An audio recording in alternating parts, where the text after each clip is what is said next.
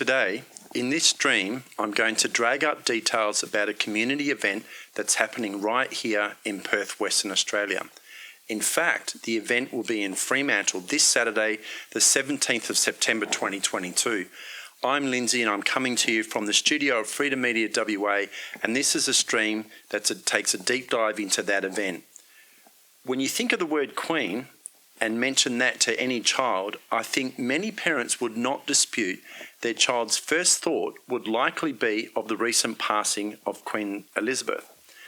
Queen Elizabeth II, the longest reigning British monarch whose rule spanned 7 decades. Sadly, however, with the utmost respect, I'm not talking about that type of queen. The word Queen could easily be associated with arguably one of the greatest all-time rock bands the world has ever seen. By the way, I've chosen not to play the audio for fear of this stream getting censored, as the most frequent reasons given for killing streams and citing censorship is copyright on music, and this issue that I'm about to talk on needs more conversation. I'm not talking about Freddie Mercury or the rock band Queen. When I think of Queen, I can think of a recent example of a mainstream journalist who thinks her job in absolutes, displaying 2 settings on her emotional and social empathy scale, 0 and 10. But don't take my word for it. Let's have a look together and you be the judge. When are you going to get a job? Excuse me? When are you going to get a job? It's no different, and I'm not harassing you right now. Same old question that everyone else does. Why don't the media report? They're back, blah, blah, blah. They're back. You were harassing me. I'm saying this. I'm not sure what you think when you see that, but I think of Drama Queen. However, I'm still not talking about that type of queen. And also, I want to do a shout out to Nico and his YouTube channel, Hang Loose Recluse, for that footage. Jump onto his channel after this stream, of course, and check out the 3 videos he did on that drama queen about the Channel 9 reporter who is supposedly a professional journalist. But anyway, the nub of this stream is a focus on queens. And if by now you're wondering where this is going and what I'm about to say, I'll make it very clear. When I say queen, let's take a look at what I mean.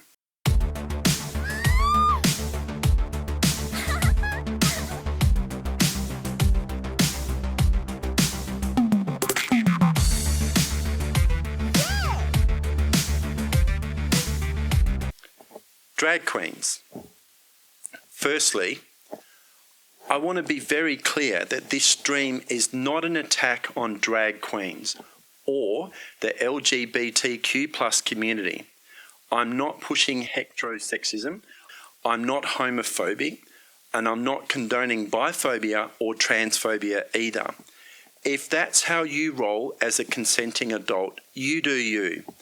By now, many would know that the team behind Freedom Media WA have been passionately advocating to bring the other side of real people telling real stories for many people in Western Australia since the beginning of the pandemic. The level of community segregation, the division, the discrimination experienced as a result of Premier Mark McGowan mandating a trial injection, we've never experienced an unconstitutional border lockdowns that prevented many aspects of the community separated from each other, and it carried out the same impact on all of us. It mattered not to me if a person was or is part of the LGBTQ+ community. You were impacted by the loss of your democratic rights the same as I, and I was willing to listen and still am prepared to tell your story. But with that said, I will say this. There is a limit, and that limit comes to children within our community, as I believe it should invoke a high threshold of community intervention in my view, as the protection of children is paramount. This Saturday, the City of Fremantle is holding an event where the ratepayers' public purse will be used to pay performers in an all-aged drag show. The City of Fremantle has formally stated, and I quote, "This is an event of the City of Fremantle's youth network, a group of 12 to 24-year-olds established to foster community and communication between the city and the community's youth, and to advocate on behalf of those youths for their needs and concerns. So on the face of it, it seems harmless enough, or is it? When this event was first broadcast by the City of Fremantle, expressions of interest were put out for 13-year-old boys and upwards to spend the day with adult male drag queens, and also 13-year-old girls and upwards to be partnered with adult female drag kings, where the volunteered children would get to dress up in drag, learn a short performance routine, and then come out later in the day and perform in front of a public crowd. A search of the City of Fremantle's web pages right now will reveal, in fact, more accurately, it won't reveal the initial published details, as they have now been with what I'll describe as being censored, so as to remove public scrutiny from this event. So here's the discussion points. As adults, regardless if you're a parent or not, we live in a world where we are constantly inundated by information. Mobile phones sadly replace most social interactions that adults and children have on a daily basis. They call this situational design, and that's a whole different discussion for a whole different stream. Or, some may say, it's just another tinfoil hat-wearing conspiracy theory. But with the help of Tom McDonald, I'm just going to take 30 seconds to briefly touch on this before moving on. Let's have a look. The whole world's brainwashed. It's us against them and then you against me. Step 1. Train the people only to consume. Step 2, infiltrate adults with the news. Step 3, indoctrinate the children through the schools and the music and the apps on the phones that they use. Step 4, separate the right from the left. Step 5, separate the white from the black. Step 6, separate the rich from the poor. Use religion and equality to separate them more. Step 7, fabricate a problem, made a lie. Step 8, put it on the news every night. Step 9, when people start to fight and divide, take control. This is called situational design. If you haven't heard that before, then it will take robust discussion to win an argument that step 3 hasn't been in play for some time. Hence, here we are today. So back to the discussion. I'm sure that you've heard the ancient African proverb, it takes a village to raise a child. The phrase conveys the message that it takes many people, the village, to provide a safe, healthy environment for children, where children are given the security that they need to develop and flourish and be able to realise their hopes and dreams.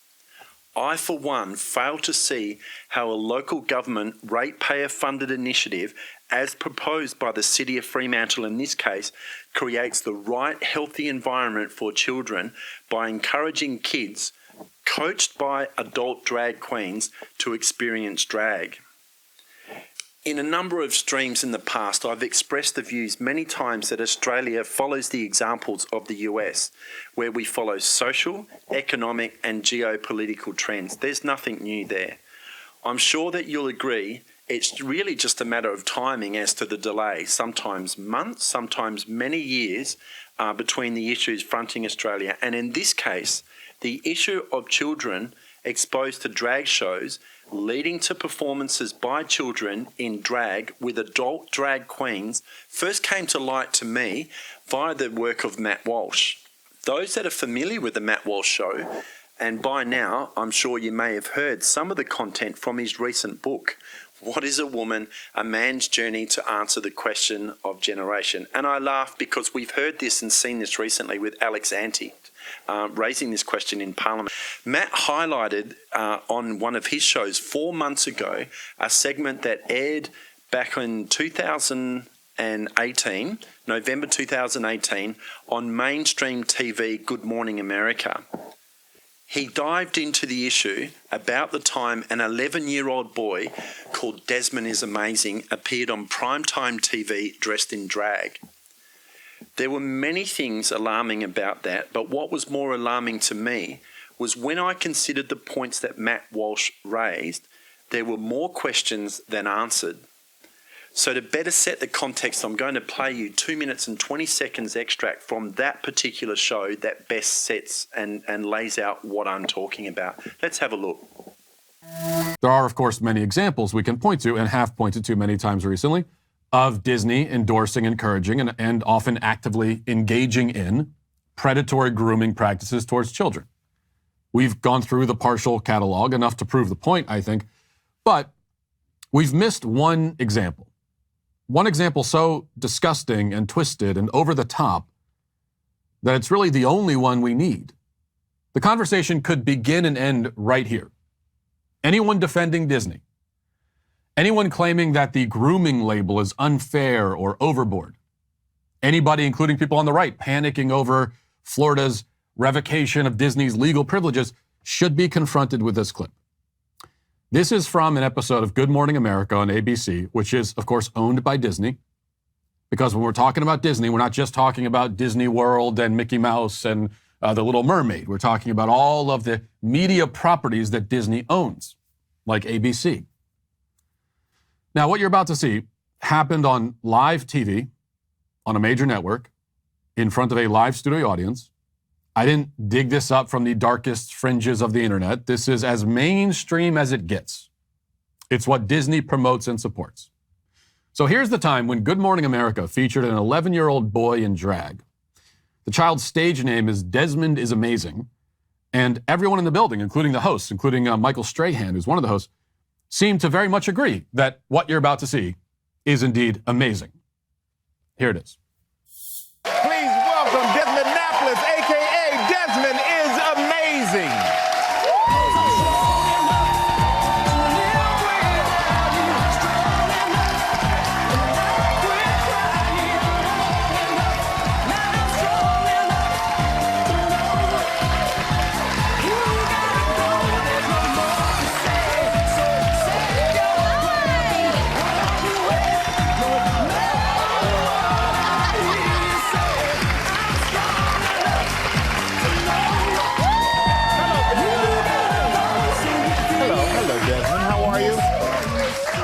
How you doing? Thanks for being here. One of the questions that I had when I watched the Matt Walsh package, and I'm going to play you just another 15 seconds of a very particular disturbing clip. Firstly, when Desmond the Amazing came out on stage, he mentioned and talked about the fact that he likes caffeine-free root beer. And the presenter on the show you've just seen, she says, "Oh, I like that as well." She asked the question, and Desmond went on to say that his mum doesn't like him drinking caffeine and it hypes him up too much. Thanks for being here. I love that you love root beer, caffeine-free. I can get on board with that. My mom doesn't like me drinking caffeine. Does it make you hyper? Yeah, me too. They don't like when I drink caffeine either. Yet his mum is happy to allow him to go to drag shows with drag performers and get paid some money, but then watch this, have a look at this and see how can any sane parent who's exercising their dutiful duty of care over a child condone the use of caffeine for a child but allow their child to be exposed to this. Anyone can do drag. Everyone can do drag. Everyone can. Your mom can do drag. What has this world come to? It's come to a world where drag kids actually exist. And people do ketamine on a couch. And people do ketamine on a couch.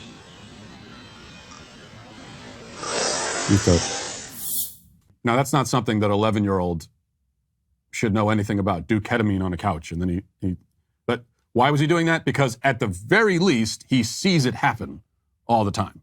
I'm not saying the City of Fremantle is as mainstream as Good Morning America, but the common denominator is the same. Young boys dressed up in drag, paraded before cheering adults, then spoilt by adult male drag performers. All the while, it's made to appear normal. If this is a look at society and what is viewed as the new normal, then there is something seriously wrong with the village. Let me ask you this. If the City of Fremantle proposed for a young girl to be dolled up to look like a grown woman and paraded on stage for the satisfaction of actual adults present, with the disclaimer that the show is child-friendly, well, is there any difference with that? I'd like to think that such a proposed event would attract condemnation far and wide. So why would or why should this event be any different? I want to say, for the record, that I'm not the first to be raising the issue of this City of Fremantle's all-age drag show. Mr. Peter Abetz, the WA State Political Director for the Australian Christian Lobby, has raised awareness regarding this issue for the past 2-3 weeks. I reached out to Peter and he was going to appear in this stream to make comment. Unfortunately, due to tech issues my side, I'm still trying to iron those problems out. I wasn't able to bring him in and on this stream in time to get this issue out. But I can tell you this. I can confirm when I mentioned earlier that the City of Fremantle had censored their website and socials regarding this event. This has been predominantly due to the public campaign that Peter has led regarding this. However, the show is still going on. And I can also say with confidence, as a result of the discussion that I had with Peter, that some of the City of Fremantle councillors, when asked this, had no knowledge of this event taking place at all. Also, about 2 weeks ago on 98.5 Sunshine FM from HHL Legal Group also spoke about this. And I also reached out to Simon to provide further comment, but as you can imagine, he's a very busy man. But you are able to hear the full interview by going onto Sunshine FM website. And by the way, Simon appears on that show on a weekly broadcast, if you like, talking about many interesting topics, but not legal advice. It's certainly worth checking out.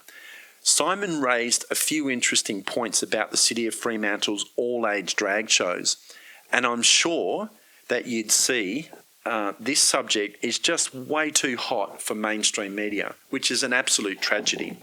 And here's why I say that. When you consider the main responsibility of journalism is to serve the public interest, look that up on any website and you will see it's number one. It's their number one primary function.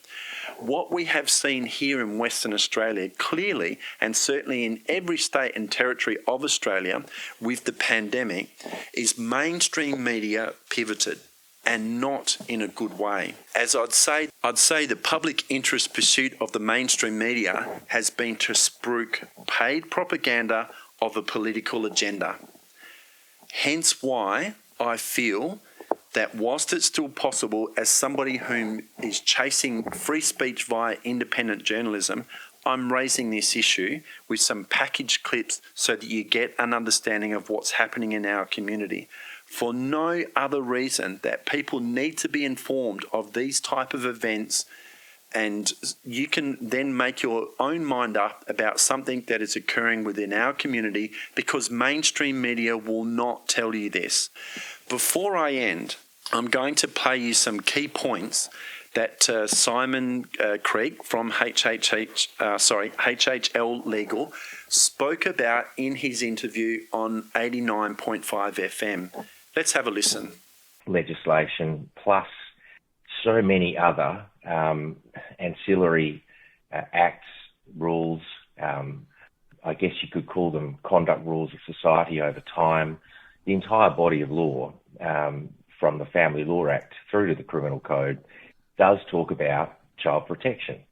And there is a heavy emphasis on not exposing children to something that could in turn either be exploitative or damage them. And, you know, it's why we have R18 classifications on films and what have you. It's why we've always been careful as a society to put ages on the maturity of a child as to when they can and can't do certain things, etc.